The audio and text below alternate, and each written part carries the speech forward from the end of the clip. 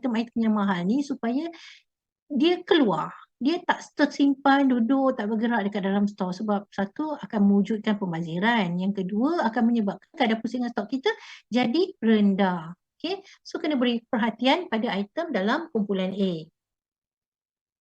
Okay, kajian semula, jawab soalan. Bilakah kajian semula kumpulan stok perlu dilakukan? Akhir tahun, permulaan tahun, pertengahan tahun dengan yang kemudian suku tahun.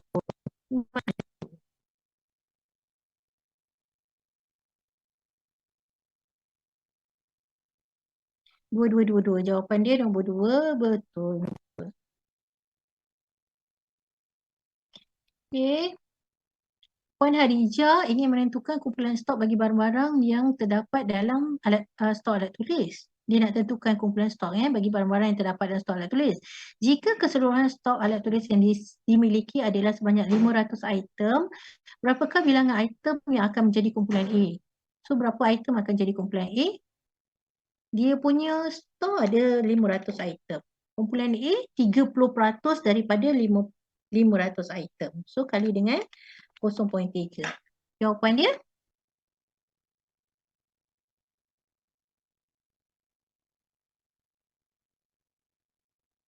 Jawapan dia nombor 2.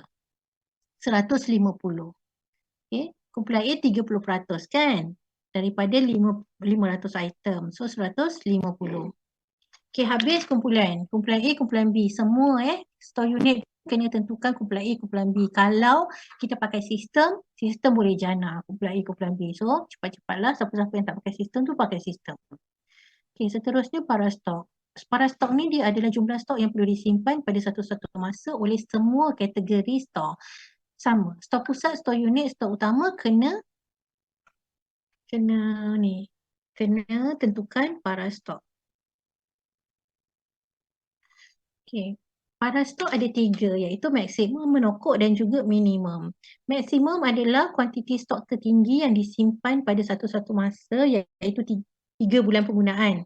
Manakala menokok stok adalah kuantiti stok yang menunjukkan telah sampai masa untuk memesan stok baru kerana baki stok yang ada hanya cukup untuk menampung pengeluaran dalam tempoh pesanan dan serahan iaitu 2 bulan. Dan minimum adalah kuantiti stok terendah yang disimpan pada satu-satu masa 1 bulan penggunaan. Okey. Okey. Kita guna formula 321 ni adalah bagi barang yang boleh dibeli di pasaran tempatan atau diperolehi daripada stok pusat dengan tempoh serahannya tak melebihi 1 bulan. So kita boleh gunakan formula 321 ni. Tapi kalau contohnya tempoh serahan dia melebihi daripada 1 bulan, kita order pada 1 hari bulan 1 tapi kita akan dapat stok kita biasanya trend pembekal tu memang hantar lambat, tak efisien. Kita akan dapat stok dalam akhir bulan 2, dah makan 2 bulan dah tu kan. So bolehkah kita gunakan formula maksimum 3 bulan kita simpan? Tak boleh sebab nanti bila kita order, dia nak sampai barang tu pada kita lambat, jadi kita akan terputus bekalan. So jangan gunakan formula 321 ni, kita create formula lain sama ada 642 ke ataupun nak buat 421 pun tak ada masalah. Okay, 421 pun tak ada masalah sebenarnya. Okay, kalau sebab dia kata kat sini semua kategori stok kena, termasuklah store unit, kena tentukan para stok kan. Store unit biasanya dia simpan stok untuk kegunaan jangka pendek. So takkan dia nak gunakan 3 bulan penggunaan. Jangka pendek tu biasanya sebulan. So formula yang boleh digunakan adalah minggu lah. Jangan guna bulan, gunakan minggu. Okay, dalam menentukan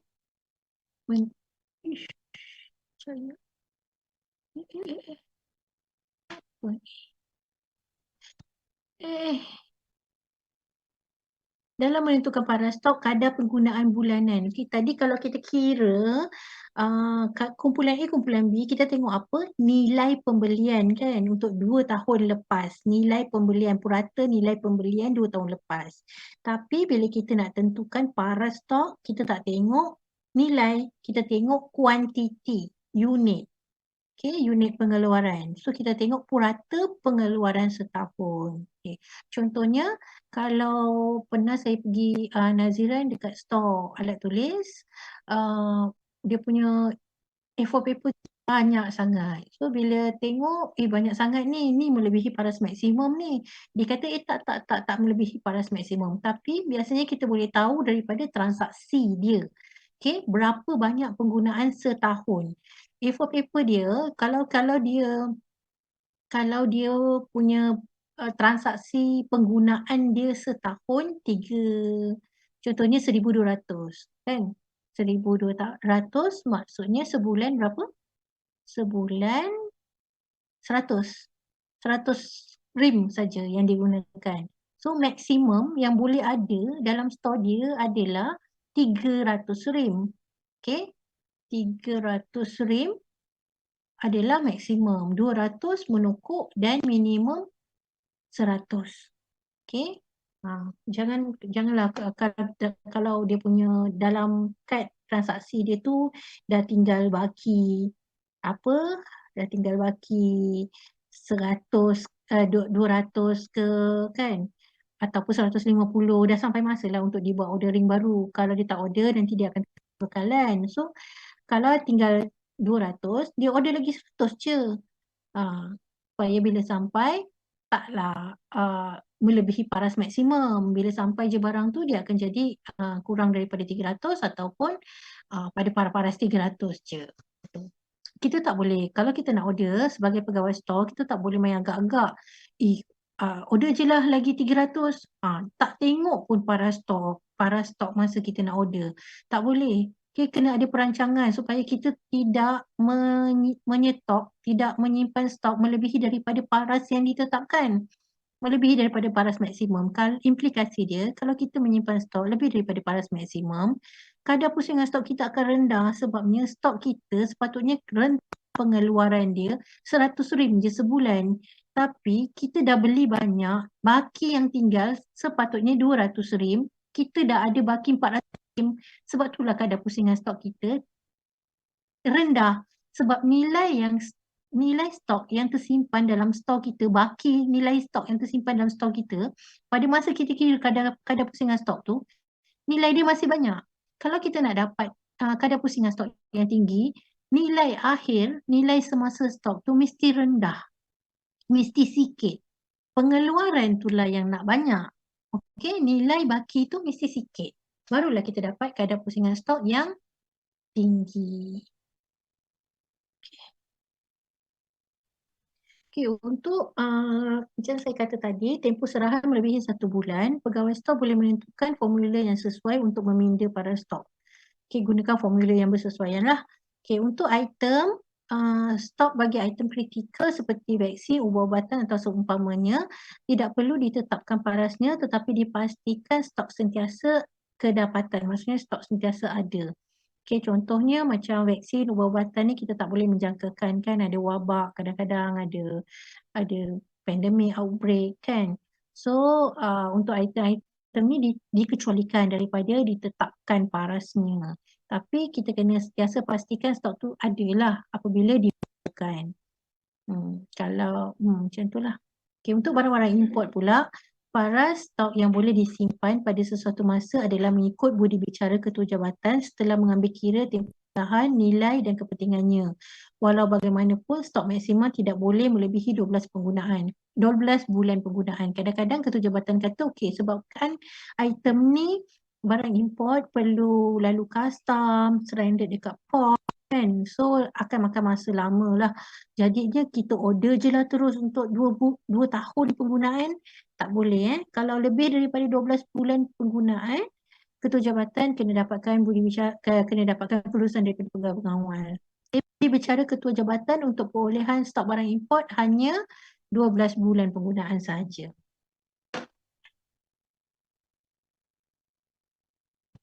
Penentuan paras stok bagi barang pertama kali dibuat, pemesanan pertama kali bagi barang-barang baru hendaklah dibuat sekadar keperluan sahaja. Paras stok hanya ditentukan selepas tahun stok tersebut direkodkan.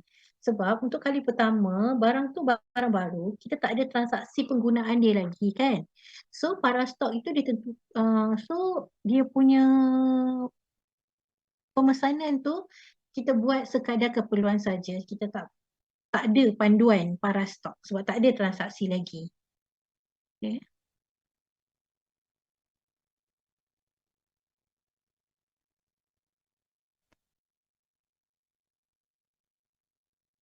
Okay, ni adalah contoh para stok yang ditampalkan dekat rak. Okay, maksimum dia 45, minimum dia 15, betul tak? Okay, 15 kali 3 bulan penggunaan dapat maksimum 45. Betul ya?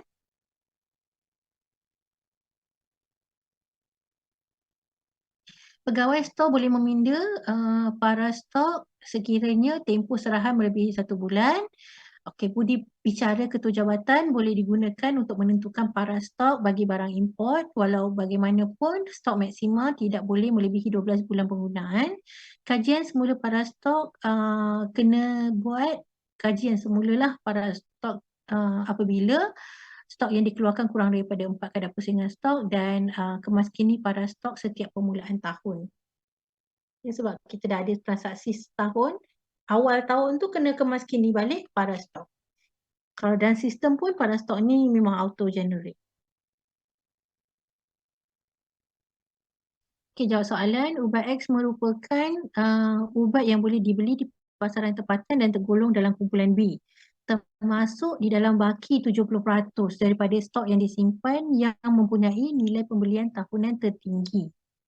Kadar penggunaannya adalah sebanyak 4,800 unit setahun. Berapakah kuantiti stok maksima yang harus disimpan pada satu-satu masa? Maksima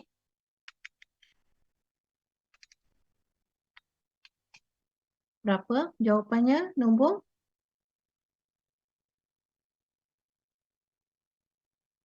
2, 3, 2, 2, 3, 2, 2.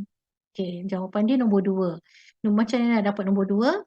Kadar penggunaan dia setahun 4,800. Bahagi dengan 12, dapat sebulan. Kan? 4,800 bahagi dengan 12 dapat 400. 400 kali dengan 3 maksima. Maksima kan 3 bulan penggunaan. So kali dengan 3 dapat 1,200. Okey, stok utama di Jabatan X kerap mengalami masalah kehabisan stok disebabkan kegagalan menentukan para stok. Sekiranya kadar penggunaan toner HP LaserJet yang diperolehi dari stok utama adalah sebanyak 2,400 unit setahun, tentukan para stok toner berkenaan. Setahun digunakan toner 2,400. So sebulan berapa? Jawab.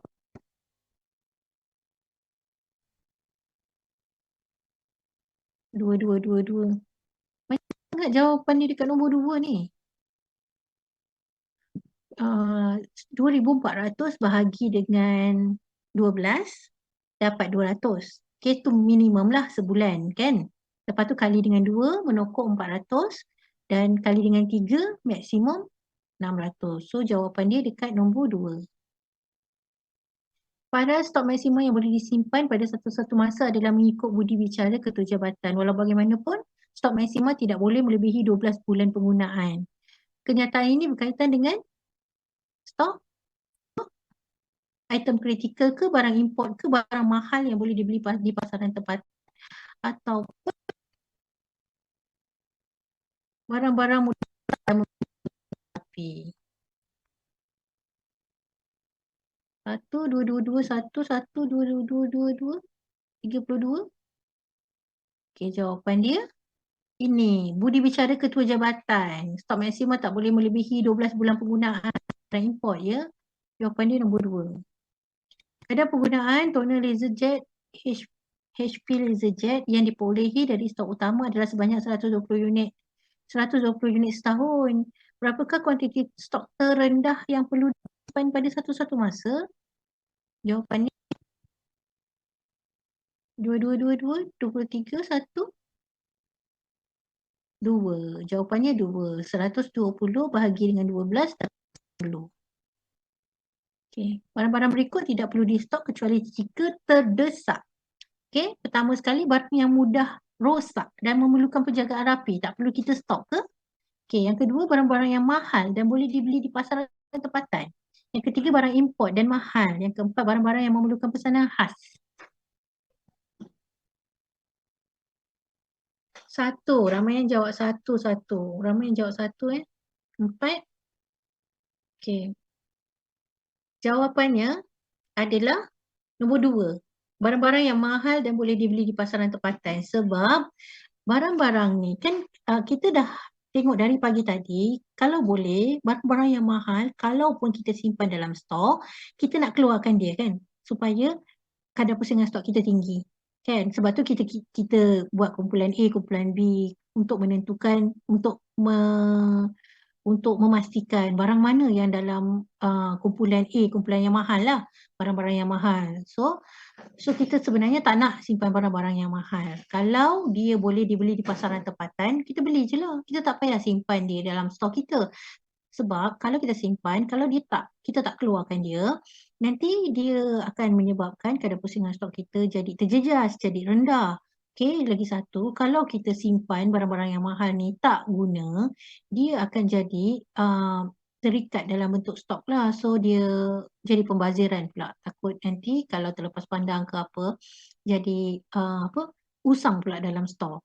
So yang paling sesuai sekali dia punya jawapan adalah nombor dua Barang yang mudah rosak dan memerlukan penjagaan rapi tetap perlu di stok. Dia tak perlu di stok So jawapan nombor dua. So yang last sekali untuk pendahuluan ni. Okay, kejap ya. Prestasi stok. Prestasi stok ni kalau kita dah tengok dari pagi tadi apa tu stok, lepas tu macam mana nak uruskan pengurusan kawalan stok kan. Lepas tu macam-macam lah paras, kumpulan tu semua kan. Lepas tu kita yang last kali kita nak tahu tentang prestasi lah, prestasi stok.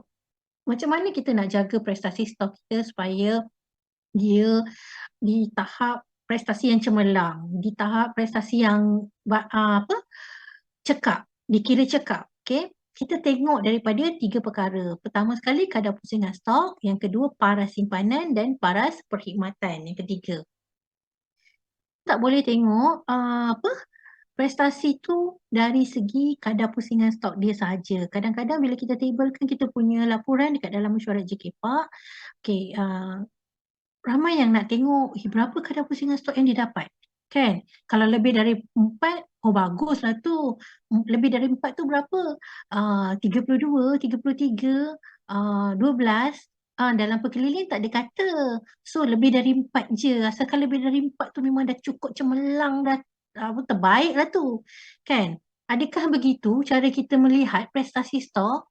Okay, jawapannya tidak. Okay, dia tidak hanya dilihat dari kadar pusingan stok. Okay, kita kena tengok kalau kita punya kadar pusingan stok sampai 33, sampai 26, tinggilah tu maksudnya. Itu menggambarkan apa? Stok kita dah tak ada barang, dah tak ada nilai. Stok kita tu dah tak ada nilai lah. Barang-barang yang ada tu sangat sikit.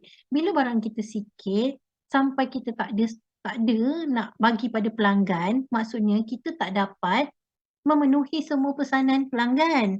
Kalau kita tak dapat memenuhi pesanan pelanggan, maksudnya kita tak dapat mencapai paras perkhidmatan yang baik. Stok kita tu tidak boleh dianggap cekap kalau pelanggan datang minta barang tak ada, datang minta barang tak ada. Sebab ada juga stok yang saya tengok dia mengamalkan konsep kadar pusingan stok tertinggi. Datang je, masuk je barang, tu stok alat tulis tau sebenarnya. Dia masuk je barang, dia keluarkan terus, stok dia biar kosong. Sebab dia kata kami tak nak simpan apa-apa barang, nanti kalau kadar pusingan stok kami rendah, lagi teruk dia kata. Jadi kami beli, kami bagi terus. So kat situ tiada satu pengurusan stok yang cekap lah kan, tak ada pengurusan stok yang cekap sebab kat situ barang dia tak ada, nak buat pengurusan stok apanya, tak tak ada barang kan. Lepas tu dia pun tidak menjaga paras simpanan. Kalau dia tak ada barang, macam mana dia nak jaga paras simpanan? Paras simpanan ni itu lebih rendah daripada paras minimum. Maksudnya dia dah tak ada stok. So, tak jaga paras simpanan, tak jaga paras perkhidmatan, dia hanya jaga kadar pusingan stok je pun tak cekap pun dia punya prestasi stok. Okay? Kalau kita dapat memenuhi ketiga-tiga elemen ni, kadar pusingan stok okey, paras simpanan okey, paras perkhidmatan okey, barulah kita punya prestasi store tu adalah baik cemerlang. Ya. Okey, kita tengok dekat contoh lah kadar pusingan stok ni ya.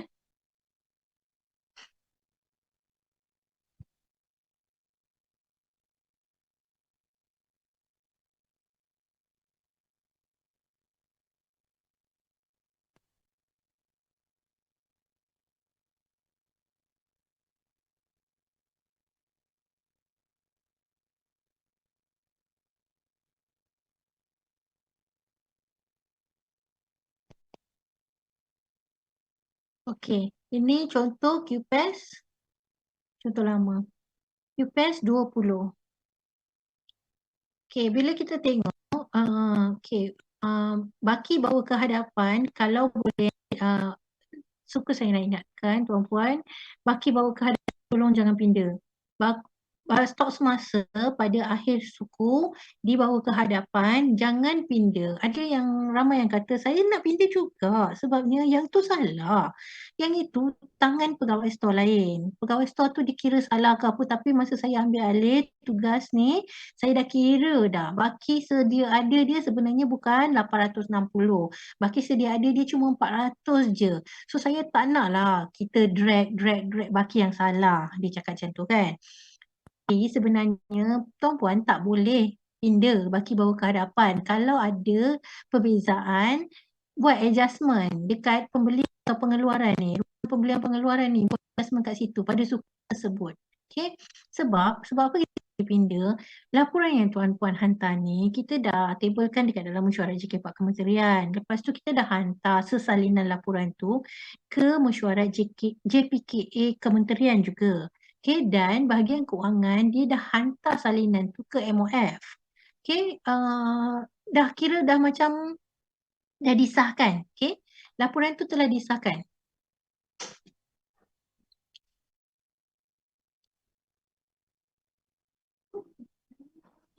Ya. Okay. Okay, jaga sebabnya sekarang ni elektrik tengah trip dekat office. Tak apalah, kalau let's say benda ni terpadam, nanti kita stop je. Okay, tapi saya rasa insyaAllah tak terpadam. Bateri saya ada lagi. Macam itulah kenapa tak boleh kita nak pinda baki bawa ke hadapan dan apa-apa yang telah kita hantar ke untuk ditabelkan dekat dalam mesyuarat. So sebelum table dalam mesyuarat boleh pinda, tapi bila dah disahkan tak boleh pinda lagi. So apa-apa adjustment mesyuarat ni ya. Okay, kalau kita tengok dia punya kadar stok suku pertama 1.4, suku kedua 1.5. Okey, suku ketiga 1.01, suku keempat 1.66. Kan? Okey, ada PTJ yang totalkan suku 1 tambah 3 tambah suku 4. Totalkan dapat tahunan. Bukan macam tu cara pengiraan dia. Cara pengiraan kadar pusingan stok tahunan masih menggunakan formula C. C maksudnya total pengeluaran yang warna kuning ni 1,000 bahagi dengan stok awal sedia ada pada suku pertama tambah dengan stok akhir, stok semasa pada suku keempat, baki stok yang ada pada suku keempat tu bagi formula tu kita akan dapat 33. Pengiraan ni